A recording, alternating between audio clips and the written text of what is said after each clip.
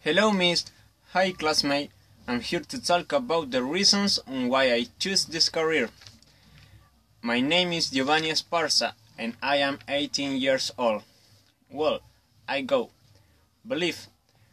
I'm sure that I will have a good economic situation. I'm convinced to study business administration could help me support economically to my family. I believe that this career have a good social intervention. Preconception. In my view, the students of this career will have an important role in the society.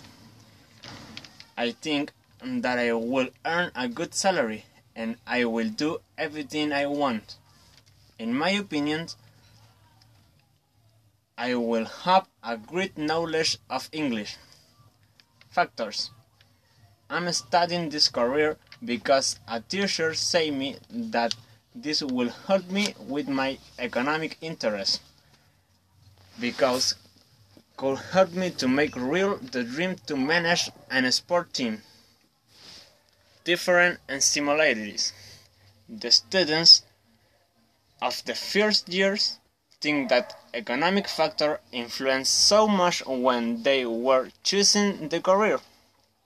The senior students think that this career will help to be an important person in the society, administratively, economically, and politically.